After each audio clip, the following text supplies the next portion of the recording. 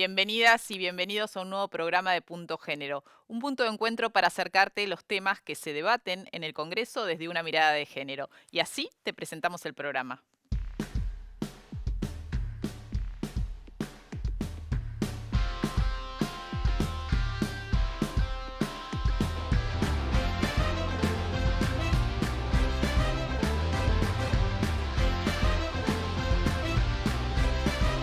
No soy tu deseo ni tu proyección.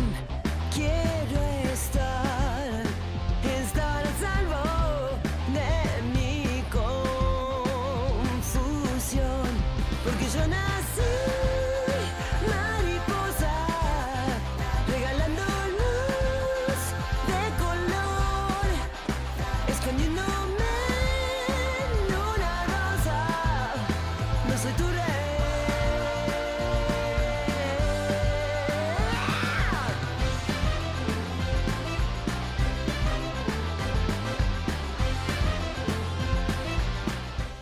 Y hoy en Punto Género vamos a estar hablando de una ley que llevó más de una década para ser aprobada en diputados, una ley que es fundamental para la salud de las mujeres y que ahora debe tratar el Senado.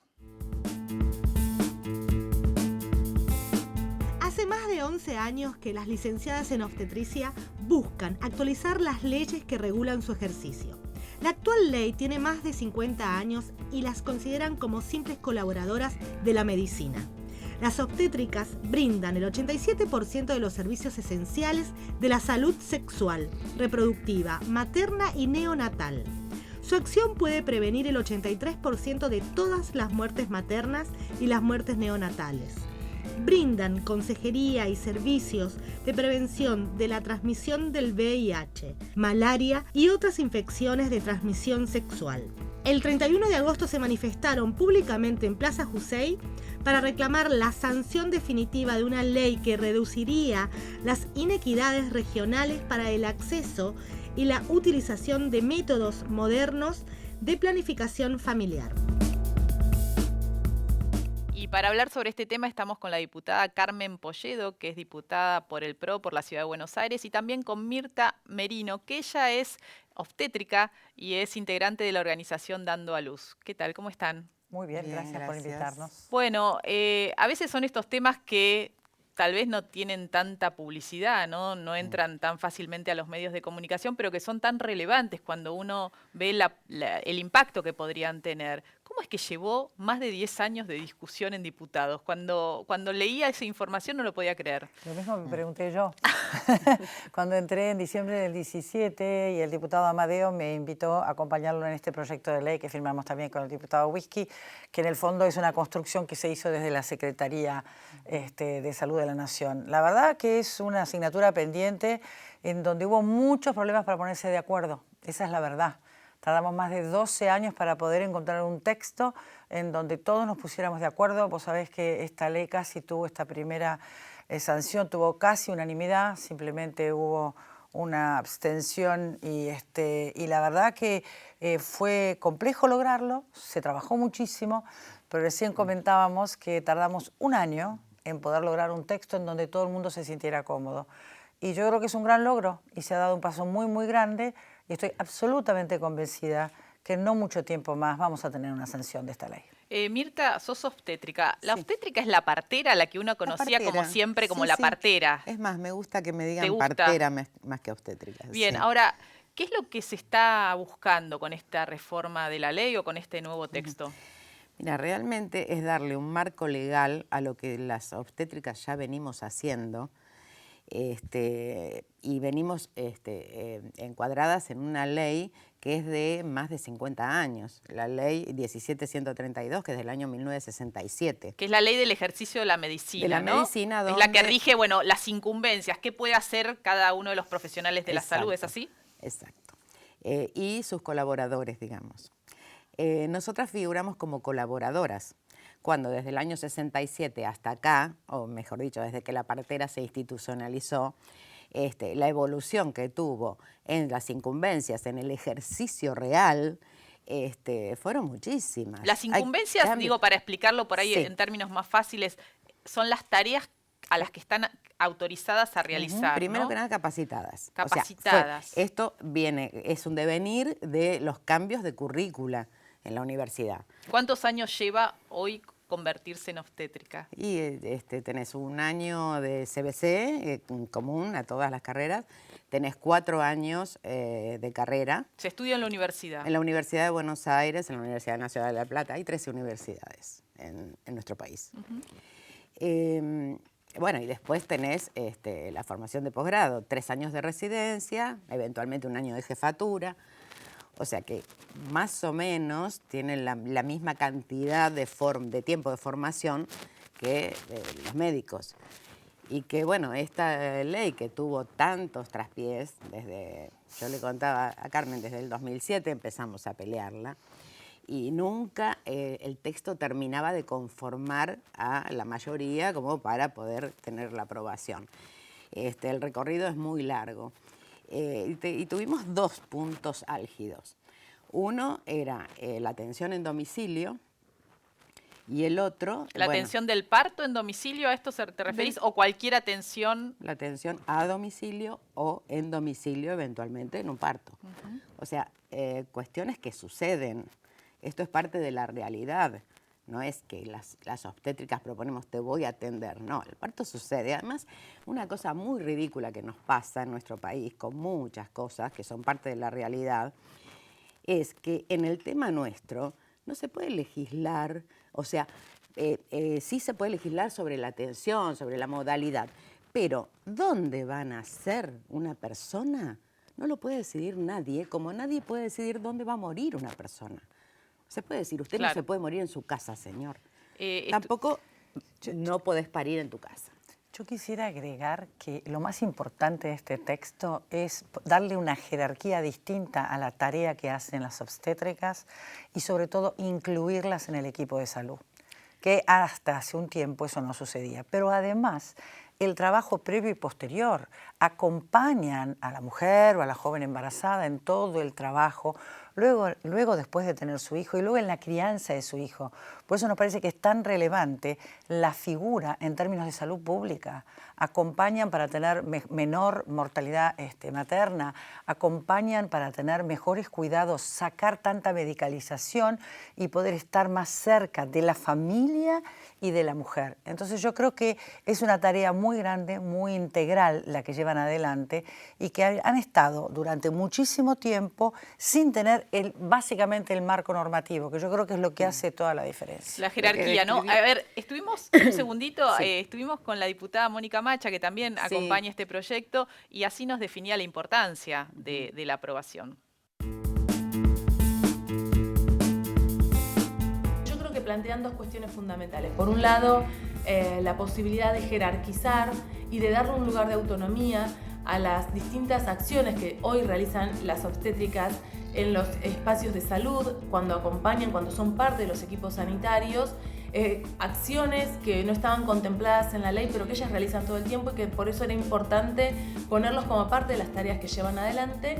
Y también con una concepción que está atravesada por el feminismo y que significa, bueno, que en el centro de la acción, con quien estas compañeras trabajan y se ponen a disposición, bueno, es de las personas que van a parir, de las personas que llevan adelante un embarazo. Y seguimos peleando por lograr esa media sanción que falta y que podamos entonces contar con una reglamentación que esté a la altura de las acciones que las licenciadas y los licenciados en obstetricia realizan cotidianamente y que esté también a la altura de una concepción sobre el parto que esté más adecuada a la idea del cuidado de ese momento, a la idea también de reducir y de erradicar finalmente la violencia obstétrica. Bueno, qué bueno encontrar las coincidencias, ¿no? No fue fácil. No fue fácil. Por eso quería preguntar, ¿cuáles son las tensiones que están en juego? Porque ahora estas resistencias van a pasar al Senado, que de hecho es que se está esperando que se debata, ¿no? Con la diputada Mónica Macha, con la diputada Cecilia Moró, hemos tenido, bueno, unas idas y venidas muy intensas. Básicamente a veces es por la letra chica, ¿no? Que cuando hay buena voluntad y hay capacidad de escucha y de colaboración de los 2 lados, eso se logra. Yo estoy convencida que el Senado va a dar este paso. Hablábamos recién de lo que significan estos años electorales donde las campañas le toman todo el tiempo a los senadores. Los senadores no están tanto en Buenos Aires, están en sus provincias, pero yo tengo una relación muy estrecha con quien es el presidente de la Comisión de Salud, que es el senador Fiat, que es un jujeño, que además es médico y sé de su vocación por tratar de sacar rápidamente. Así que yo estoy convencida que en no mucho tiempo más esto va a salir. ¿Y son los médicos y las médicas quienes un poco pretenden frenar que las obstétricas, las parteras, bueno, amplíen o por lo menos se jerarquice su participación en el marco de los equipos de profesionales de la salud? En realidad no podemos decir que son así los médicos por separado ni las médicas. Hay un sistema médico que está funcionando y que es hegemónico y que no quiere perder cosas que en otro momento hemos perdido nosotras. Porque ancestralmente las parteras atendemos esa parte de la medicina que es la salud. O sea, los partos de bajo riesgo están a cargo nuestro. Los partos de bajo riesgo son patrimonio de una mujer sana. Bueno, antes de que se institucionalizara el parto, de que el parto entrara al hospital y nosotras tenemos un dicho que es que se enfermara, las parteras atendíamos los partos normales y los médicos atendían, los médicos obstetras, la patología. Claro, la complicación. La complicación, exactamente. Esto en otros países es política pública. En Inglaterra, un médico obstetra no puede hacer control de un embarazo normal de una mujer sana. Directamente está prohibido. Está regulado que las parteras atienden los partos de bajo riesgo. Además, bueno, esto ya la OMS se despidió acerca de esto. Vos me preguntabas por el parto en casa. Un parto en casa asistido por profesionales idóneos es tan seguro como un parto en un primer nivel de atención hospitalario. No, pero no hay que pensar también en los contextos en los cuales podría haber una complicación y entonces hay que estar preparado frente a esa situación, ¿no? Totalmente, y con el avance de la ciencia y el equipamiento en este mundo, en este siglo XXI, lo que acabas de decir también es un punto, porque si no tenés los fierros o los instrumentos y el equipamiento para adelantarte a tal o cual cuestión, hay que estar preparados. Yo no creo como Mirta que sea una cuestión de médicos y de licenciados. Yo creo que son cambios de época. Yo creo que son tiempos distintos en donde realmente, además, en nuestro país hacen falta más profesionales, es una realidad. Entonces, que las licenciadas en obstetricia se unan al equipo de trabajo, pudiendo hacer un montón de tareas en el marco de ese equipo que trata a las mujeres que están por tener su bebé y luego de tenerlos, para nosotros es una buena noticia. ¿Hay varones que hacen esta especialidad? Sí, hay pocos. Muy pocos, hay pocos. Estos, sí, hubo que hacer una reforma, un pedido de un Pancho, su apodo.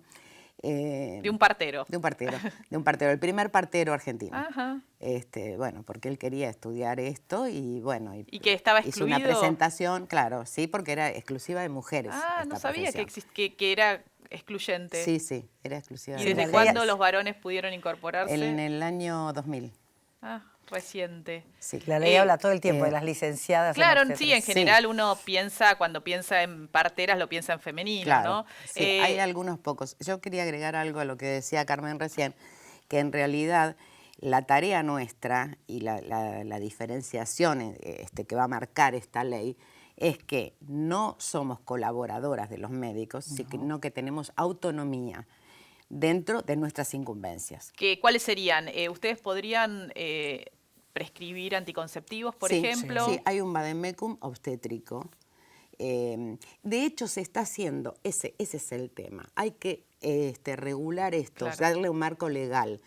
En los centros de salud, de las salas de área programática de los hospitales, los controles de embarazo los hacemos las parteras. Las parteras, empíricamente, le dan el hierro a la señora que viene anémica.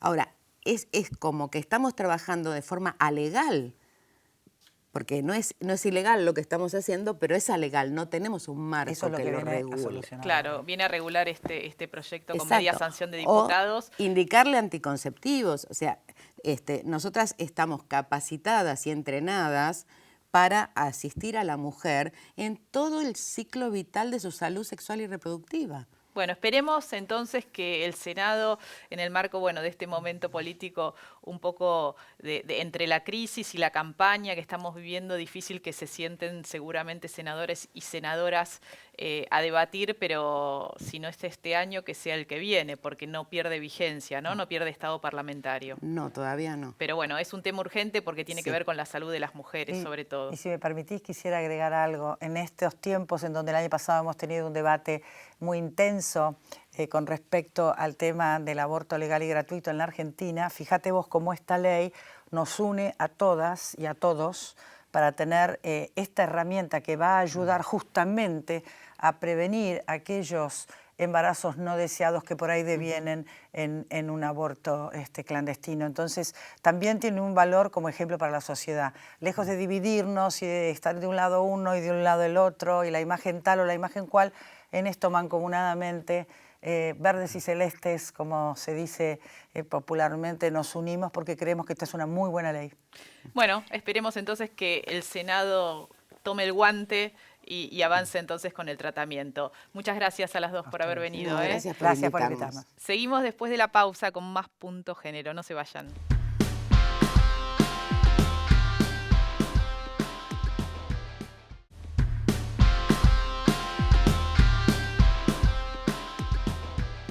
Nuevo bloque de Punto Género. Y en esta sección te vamos presentando a candidatas y a candidatos con vistas a las elecciones de octubre. En este caso es el turno de Vanina Biasi, de Unidad FIT, por la Ciudad de Buenos Aires.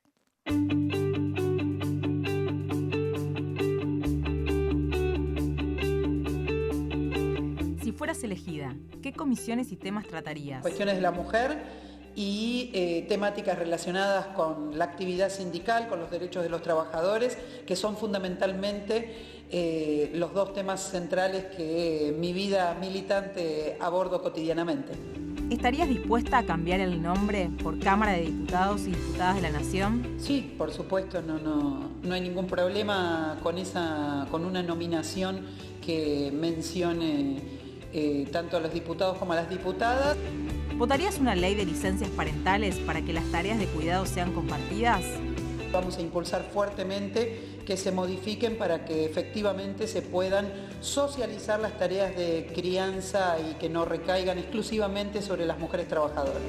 ¿Crees que nuestra legislación es suficiente para la lucha contra la discriminación y la violencia contra las mujeres? Nosotros lo que estamos proponiendo es que en el campo de las leyes que se ponga en pie un Consejo Autónomo de las Mujeres, porque solamente un consejo dirigido por las propias organizaciones de mujeres, independiente de los gobiernos de turno, va a poder implementar las políticas que necesitamos. ¿Qué debe hacer el Estado para garantizar la Ley de Educación Sexual Integral? Los diputados y las diputadas, las personas, tenemos que impulsar la separación de la Iglesia y del Estado, que es la condición fundamental. En primer lugar, modificando el Código Civil y Comercial en nuestro país. Al mismo tiempo, es fundamental modificar el artículo 5 de la Ley de Educación Sexual, que ha sido la gran herramienta de las iglesias que han defendido los antiderechos durante todo el año pasado. ¿Aborto legal, seguro y gratuito? La lucha por el aborto legal es una lucha que es inseparable de la pelea por separar a la Iglesia del Estado y por terminar con el oscurantismo sobre los cuerpos de las mujeres, sobre la clase trabajadora en su conjunto y sobre el conjunto de la juventud. Por lo tanto, nuestra bancada tiene un compromiso que lleva adelante no solamente en el terreno parlamentario, sino también en el terreno callejero.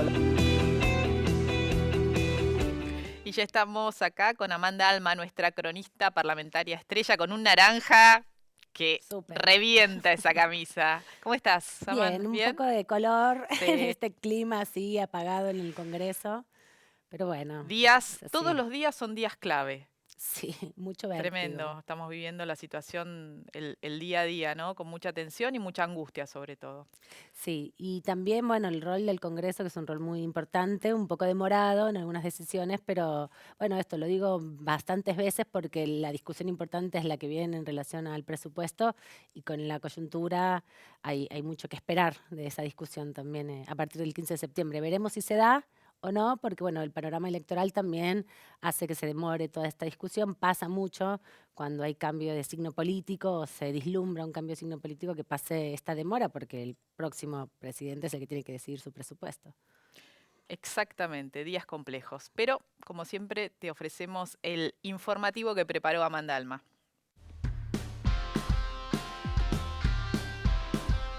El Estado mexicano de Oaxaca aprobó por amplia mayoría la ley que posibilita el matrimonio igualitario.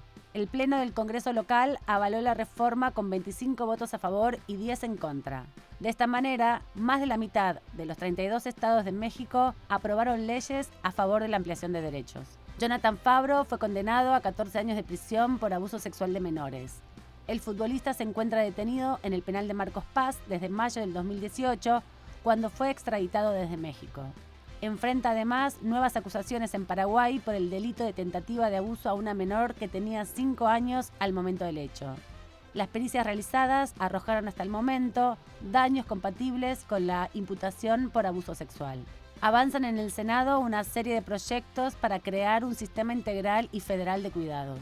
Buscan jerarquizar el trabajo de cuidadores domésticos que generalmente realizan las mujeres. El proyecto fue presentado por el senador por La Pampa, Daniel Lovera, acompañado de la senadora tucumana Beatriz Milkin.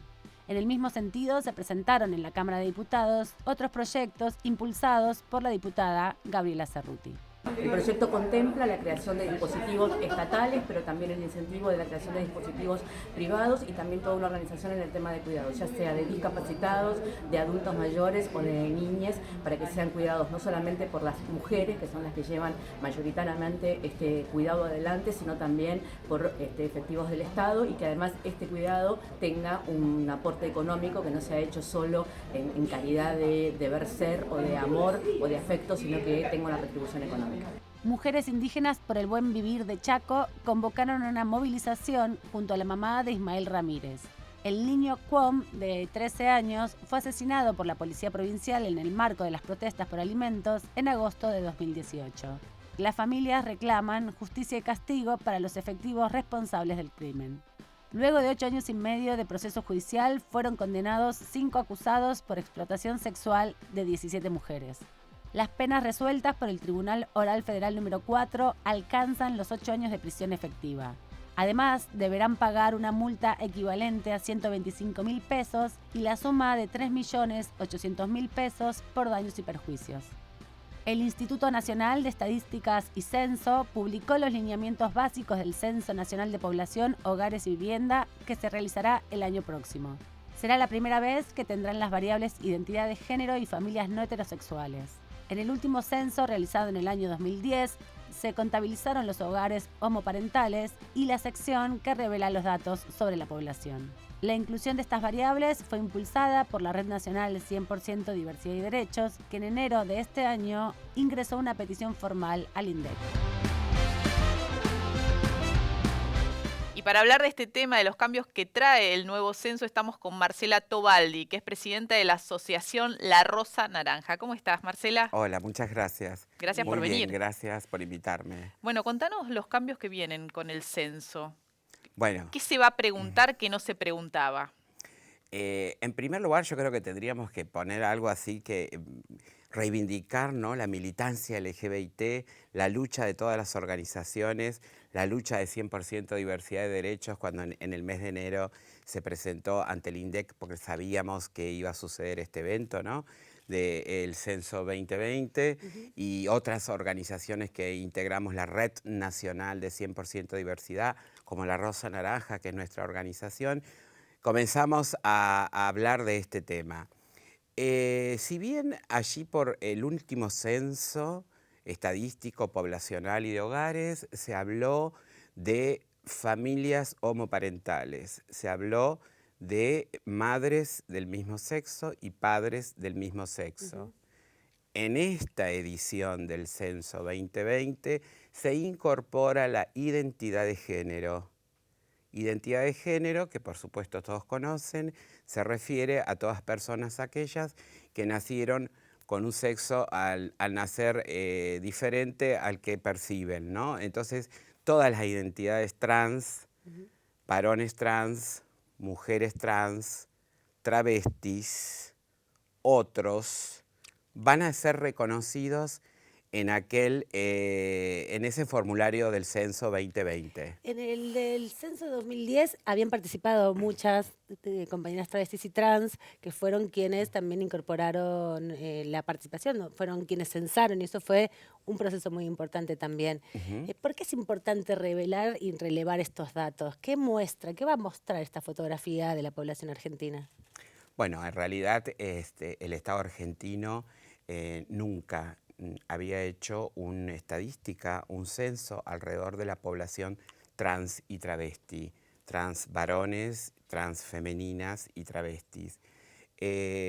Los trabajos que se habían hecho en el país, podríamos decir que INDEC había hecho una encuesta en el año 2012. Sí, eran muestras, ¿no? Eran de muestras con poblaciones, creo que era La Matanza que se había hecho en aquel momento. Esto va a extenderse a todo el país, o sea, ese formulario va a atravesar en todos los hogares, se va a preguntar. Tal cual, en todos los hogares de la Argentina vamos a saber cuántas personas trans y travestis viven en toda Salta, en qué condiciones viven. En cada provincia, en cada ciudad, provincia, en cada ciudad, en Rosario, en Tierra del Fuego, Neuquén. Y también es una manera de dejar de lado todos estos prejuicios que hay alrededor de la comunidad travesti trans, porque hay que preguntarlo a todas las familias, ¿no? Entonces también va a permitir que muchas personas que por ahí no tienen buenas relaciones con sus familias puedan también, bueno, reconocer que existen las personas trans dentro de las familias más allá de los vínculos reales que tengan, ¿no? Porque la discriminación es una de las cuestiones más importantes que se viene denunciando y que muestra la necesidad de dar cuenta de cuántas personas trans viven en la Argentina. Sí, y sobre todo en qué condiciones vivimos las personas trans y travestis. Claro, ese creo que es un dato fundamental, porque después va a ser el cruce con respecto a las condiciones de vivienda, la educación que hayan podido acceder, de salud, ¿no? Digo, todo esa fotografía que es un poco más ampliada en términos, como vos señalabas, en qué hogares están viviendo y creciendo las personas trans, que sabemos que históricamente han sido discriminadas, como decía Amanda, ¿no? Empujadas a los márgenes. Sí, yo creo que la violencia es estructural, es sistémica y nosotras no gozamos de todos los derechos civiles fundamentales que gozan todos los ciudadanos argentinos. Derechos como el trabajo, por ejemplo, que la identidad travesti no está incorporada al empleo formal. Se le asignó un rol que es la prostitución, todo el mundo lo sabe, y en ese rol sigue estando. El 90% de las compañeras trans y travestis ejercen el trabajo prostibulario. En estos últimos meses de lo que va del año 2019 llevamos 54 muertes de personas trans y travestis. Es gravísimo ese dato porque es altísimo. Bueno, sabemos que la violencia machista, ¿no?, impacta con tanta fuerza sobre los cuerpos feminizados, ¿no? Y tiene un impacto muy fuerte y lo estamos cada vez mostrando más en términos de las personas trans. ¿Hay otra experiencia en otro lugar del mundo que se dé un relevamiento de estas características o Argentina va a ser el primero? Yo creo que es inédito en toda la región, en América Latina, en toda la región, y creo que también traspasando Europa, creo que tampoco se ha hecho esto. Porque no hay muchos países donde haya ley de identidad de género de las características también que tiene Argentina. Esto va de la mano con la implementación de la ley, ¿no? Más allá del reconocimiento del Estado, es otra dimensión de reconocimiento. Sí, yo creo que esto es un paso posterior a nuestra Ley Nacional de Identidad de Género. Recuerden ustedes que en el censo 2010 se hizo en el mes de octubre y previo a que fue matrimonio igualitario, en julio se hizo el censo nacional en donde en aquel momento que había como una militancia ya con el matrimonio igualitario, se había incorporado a las familias homosparentales. Entonces, esto fue creciendo, no teníamos ley nacional de identidad de género.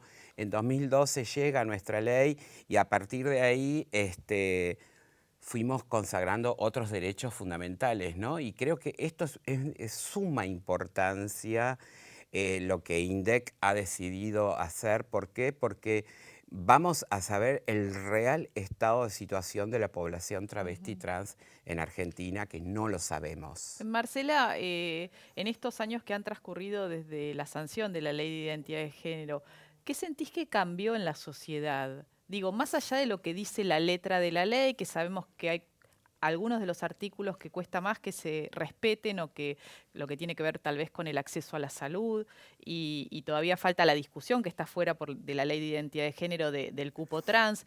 Pero ¿qué pensás que socialmente se fue modificando a partir de que el Estado dijo, bueno, respetamos los derechos de las personas trans?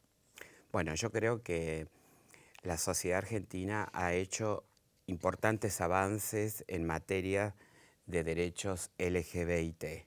Somos pioneros en Latinoamérica y somos pioneros también en el mundo, porque vos lo acabás de decir, el Estado alemán vino a la Argentina para ver nuestra Ley Nacional de Identidad de Género. Ahora bien, ¿qué significó la Ley de Identidad de Género para todas nosotras en el año 2012? Significó una plataforma de despegue, significó un trampolín. Nosotras allí tuvimos un derecho humano fundamental, que es el derecho a la identidad. Pero de allí en más tuvimos que construir los derechos civiles fundamentales a los cuales todavía no pudimos acceder.